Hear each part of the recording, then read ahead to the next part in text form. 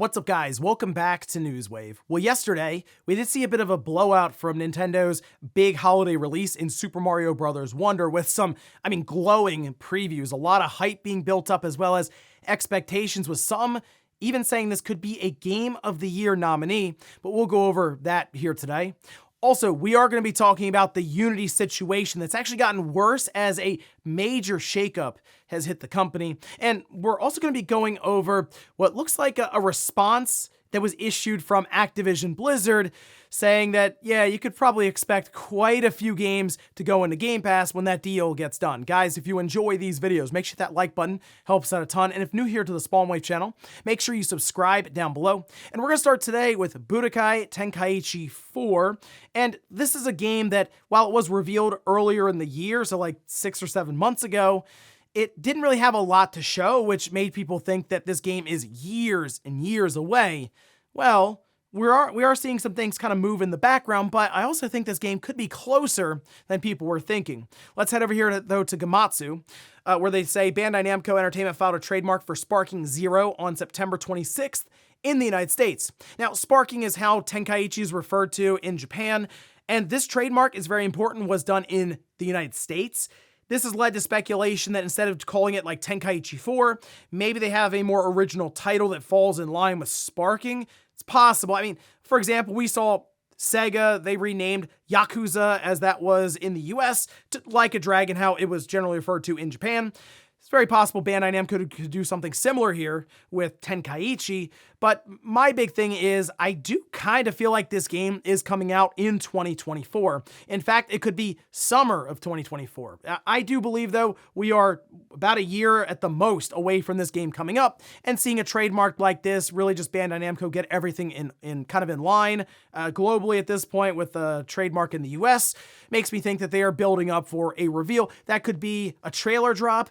They could show it off at an event, but I do think they are getting things ready for a release of this title in 2024. So I'm very curious to see how all this turns out and actually what they call it. Also, we've been seeing this slow comeback from Halo Infinite over the last couple of months. We know after launch, it went through quite a bit with the live service aspect that 343 did not appear ready to do at launch, but now they've had some time and they are building up with legitimate content. In fact, the recent trailer yesterday, which you can see here, details Season 5, or Reckoning, and in this trailer they do detail many of the aspects to this season, which includes a battle pass featuring the fan favorite Flood. They'll have inspired rewards there, but they'll have new maps, a new mode, and a sophisticated AI toolkit for Forge.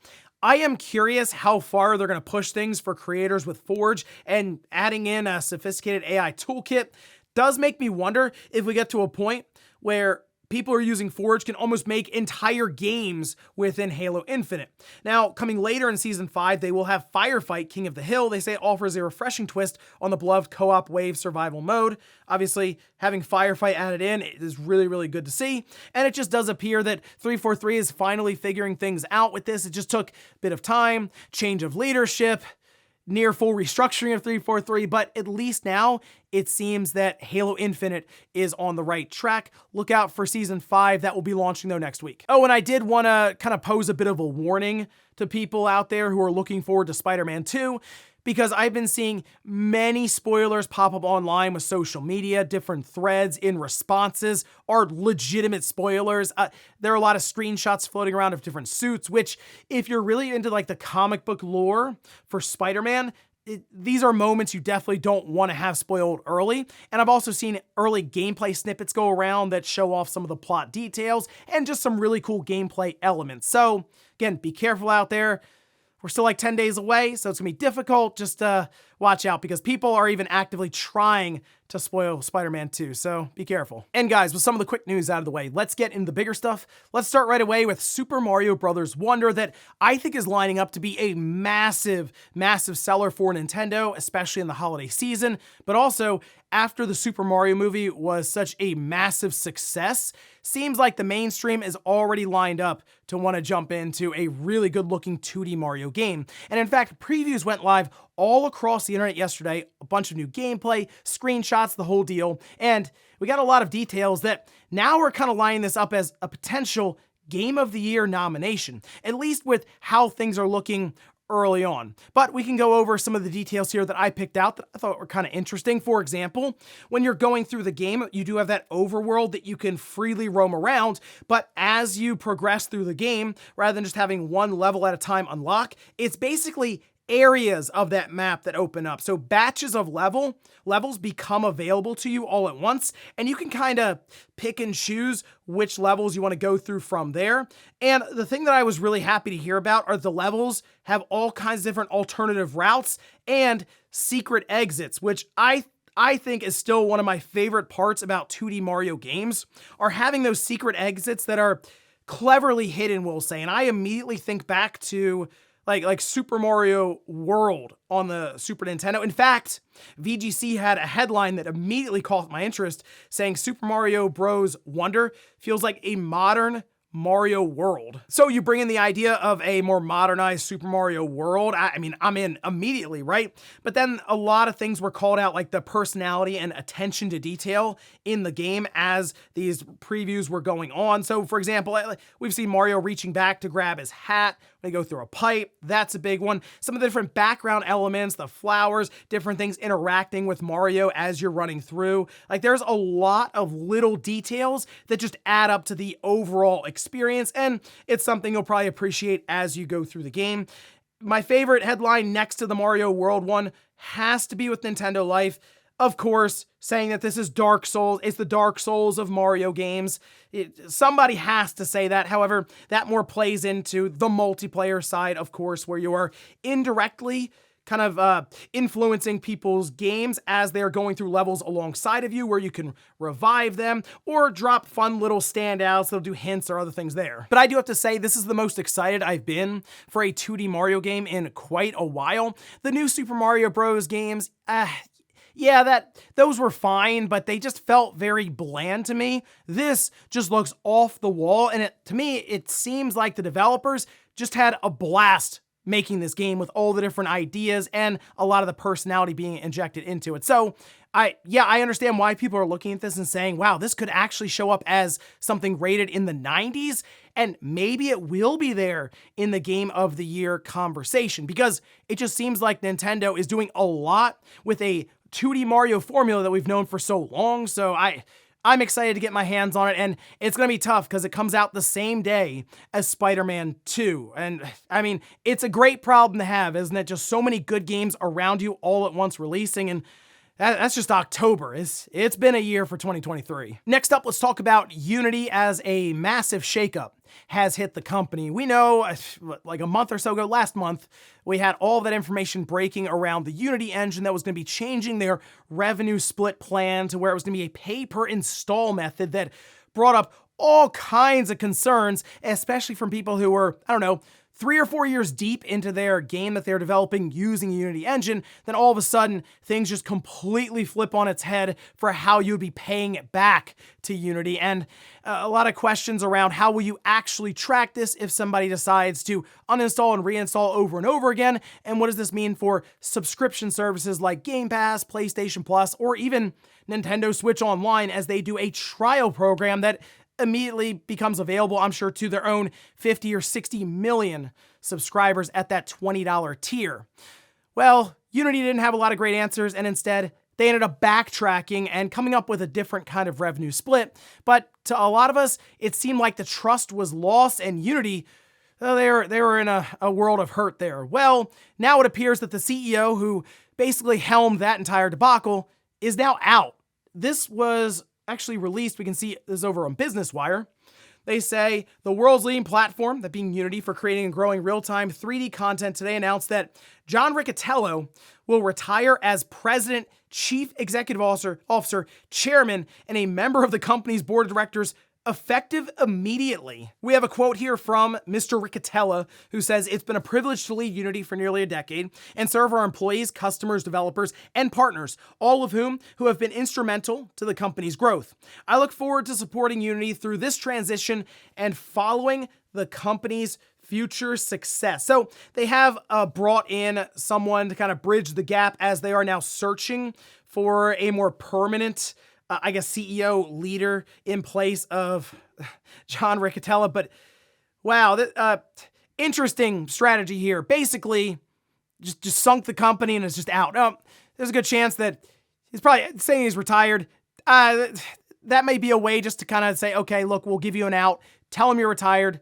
That's it. You're gone. Because this is effective immediately. It's not like the situation we just saw with Jim Ryan, who retires and is like, I'm stepping back. I'm going to be around until April of 2024 just to help get things in line as I kind of leave and walk out the door. No, this is just immediate. You're gone. So, there are a lot of quotes from Riccitiello around things like having the player pay to reload in Battlefield, right?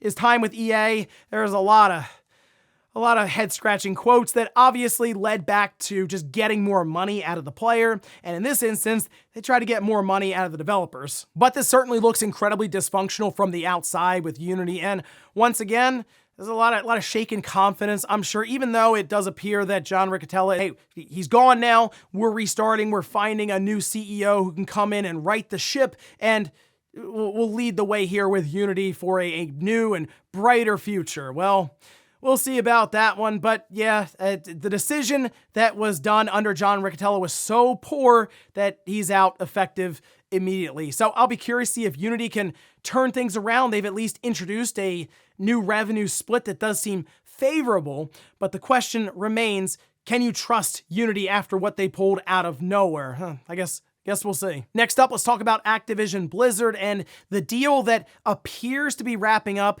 between them and Microsoft for nearly $70 billion. The expectation now is for this deal to be done and closed by the end of this week, with the 13th apparently being lined up at this time. Well, yesterday, the Activision Blizzard Twitter account put out an interesting message, and we can see this posted up, where they say it's awesome to see anticipation building for Call of Duty Modern Warfare 3 as we continue to work toward regulatory approval of the Microsoft deal.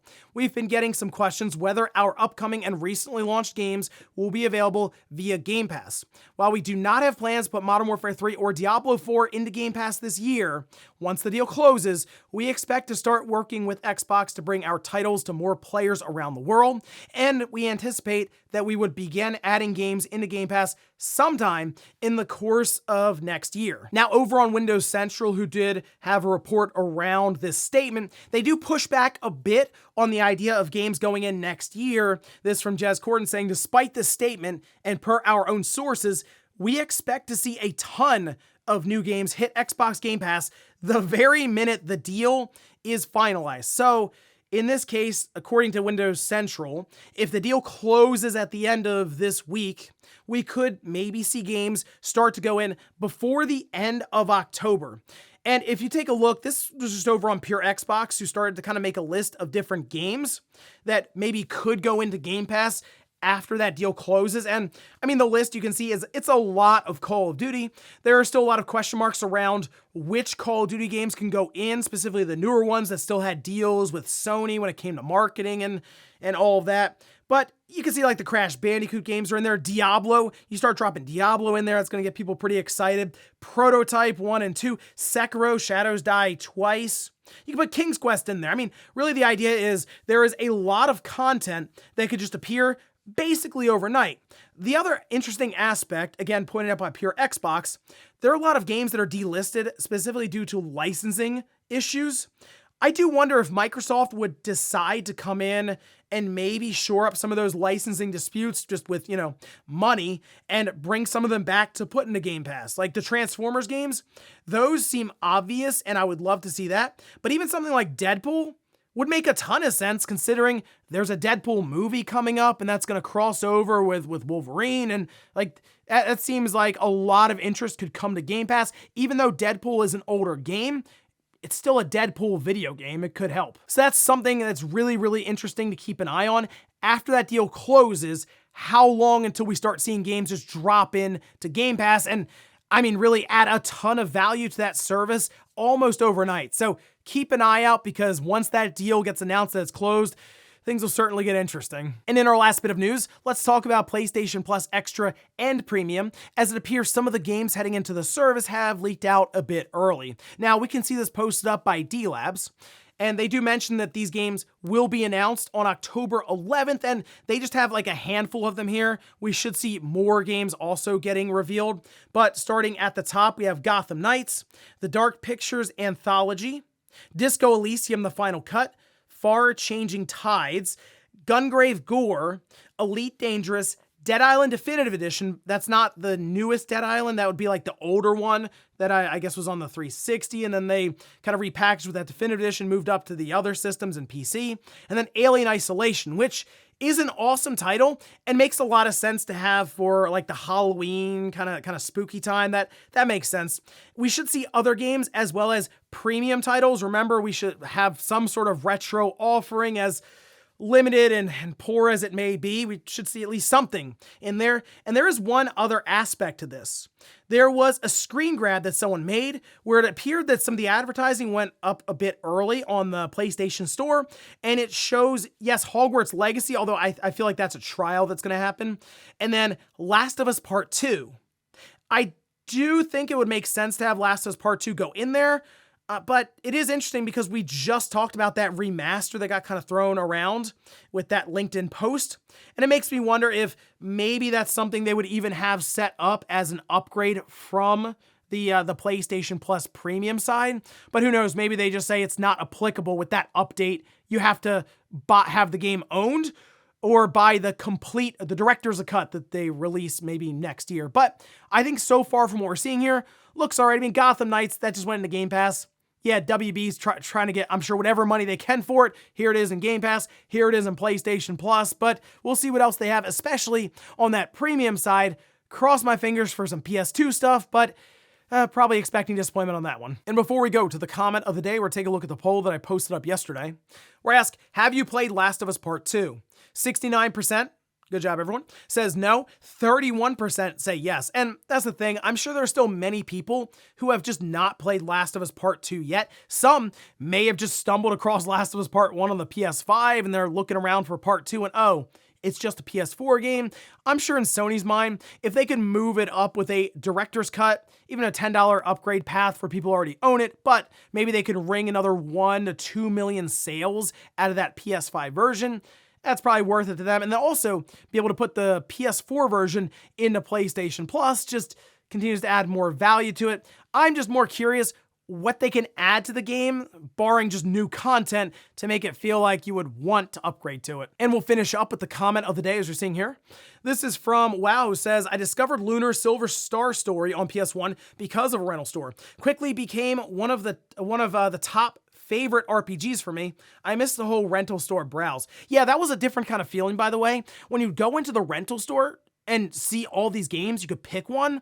Back in the day, I would get like 1 or 2 games a year on like a birthday or Christmas or something. And so it was a different feeling to go into the rental store with games and just be able to pick one. Not look at it and go, oh, I'm going to put that on my Christmas list. No, you can take it home with you that weekend. So those are the really cool days where you go around and just browse and you'd spend forever trying to pick one out and your parents try to push you and pick one. But also the idea of the PS1, when that came on the scene for rentals, was amazing because your save game stayed on your memory card. You didn't have to try to get the same Super Nintendo cartridge every time you went so that some person didn't delete your Mario RPG save. It only happened to me twice. Eventually I got through it. It just took a couple of weekends. And ladies and gentlemen, that's going to do it here for Newswave. If you enjoyed this video, guys, hit that like button. If not, hit the dislike. Leave comments down below about everything we talked about here today. Where's all the Mario Wonder previews going up? What do you think about them so far? And could this contend for Game of the Year? Then also, what about the Unity situation with the CEO being out? Is there a path forward for them to kind of recover that entire situation with the game engine? And then also, what about with Activision Blizzard? Do you think they're already preparing to drop a bunch of games in the Game Pass as soon as that deal closes? Thanks guys for watching, and I'll see you next time.